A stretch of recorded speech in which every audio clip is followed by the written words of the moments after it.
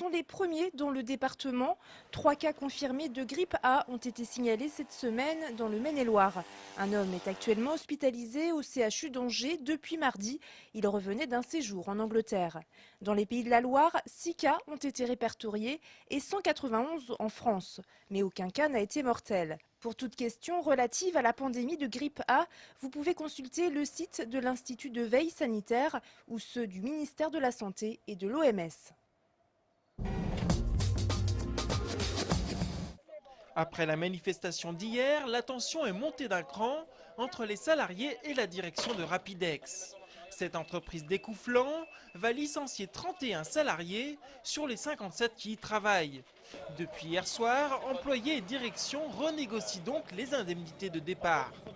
Mais ce midi, le personnel était en colère face aux propositions jugées décevantes pour les salariés partants. Il a fait quelques efforts en fait sur les conditions de départ, mais qui étaient très médiocres par rapport à nos attentes et qui semblent très faibles et quasiment dérisoires par rapport aux bénéfices annoncés en fait par Bobst.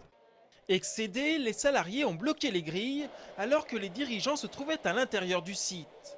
Ils ont ensuite entamé un blocage du boulevard de l'Industrie avant que le PDG du groupe accepte enfin de rediscuter. Qu'ils nous fassent des propositions honnêtes, de l'argent, qu'ils nous donnent de l'argent et des conditions correctes telles que ça se fait dans le département et dans les autres sociétés dignes de ce nom et respectueuses de leurs employés. Les salariés ont libéré le PDG vers 15h30 et attendent désormais mercredi, jour où de nouvelles propositions doivent arriver. Jourdan, on t'attend! Jourdan, on t'attend! On connaît les chiffres du chômage pour le mois de mai. Pas de surprise, dans la région Pays de la Loire, ils ont augmenté de 2,9%. C'est plus que la moyenne nationale. Le Maine-et-Loire, quant à lui, résiste un peu mieux, mais c'est tout de même une augmentation d'1,6%, c'est-à-dire 451 demandeurs d'emploi en plus.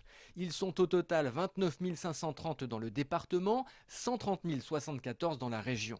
Au global, ce chiffre significatif. Depuis le début de l'année 2009, la région Pays de la Loire compte 24 000 demandeurs d'emploi supplémentaires.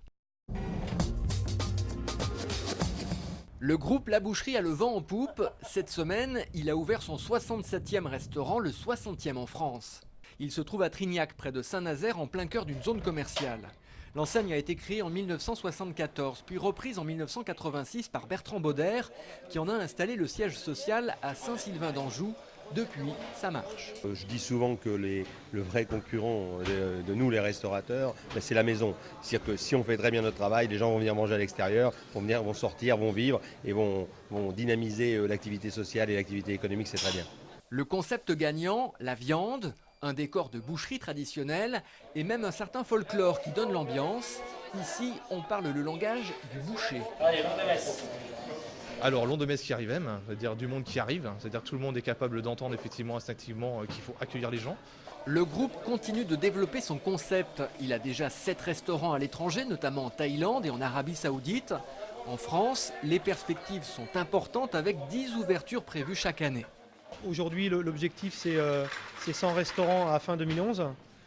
C'est environ 1000 créations d'emplois dans les 5 ans à venir, tout confondu avec nos restaurants franchisés et nos restaurants intégrés. Donc il est clair qu'on ne souhaite pas s'arrêter là. Il y a encore énormément de zones en France où on n'est pas du tout installé. Avec la crise et la baisse de la consommation, les restaurants ont connu cette année une légère baisse de leurs résultats.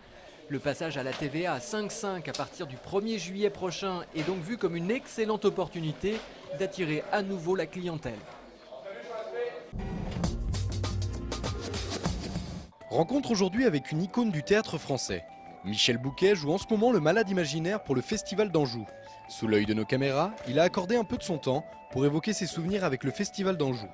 Fin des années 80, il interprétait l'avare et malgré une météo dantesque, il en garde un très bon souvenir. J'ai compris ce que c'était que la douceur angevine, dont parle le poète. Je me suis trouvé tout à coup pendant le monologue d'Harpagon dans une flaque d'eau sur la Seine.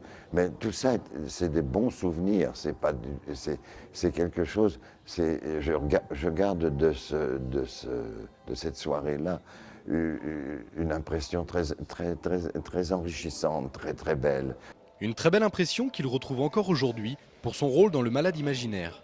Au pied du château de Brissac, ce sont deux monuments qui se rencontrent, l'un architectural et l'autre théâtral. Ça donne une dimension qui peut surprendre l'acteur, qui peut le terroriser d'une certaine manière et en même temps le forcer à aller plus loin qu'il ne va d'habitude dans une salle où il est un peu plus en confort, quoi. Michel Bouquet joue une dernière fois ce soir le Malade imaginaire au château de Brissac. Mais il ne cache pas son envie de revenir. Le Festival d'Anjou, c'est un endroit que vous aimeriez revenir si... Bien entendu, bien entendu.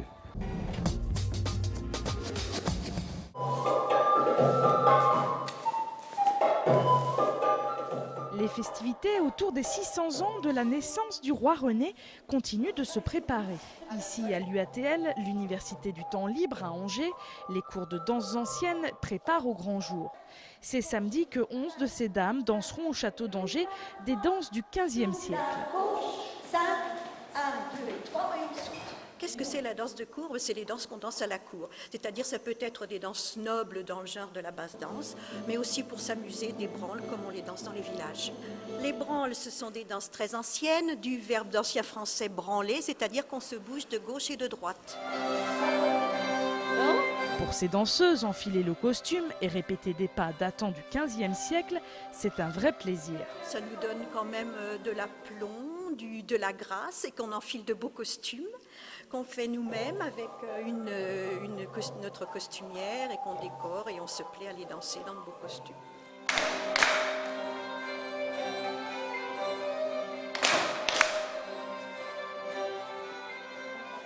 Branles, basse danse et danses italiennes du XVe siècle sont à voir samedi après-midi, entre autres animations, à la promenade du bout du monde à côté du château du roi René.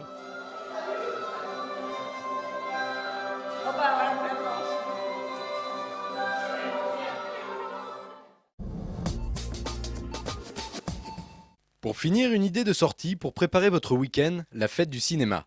Pour son 25e anniversaire, la fête du cinéma dure plus longtemps, une semaine au lieu de 3 jours. À partir du samedi 27 juin et jusqu'au vendredi 3 juillet, tous les films seront à 3 €.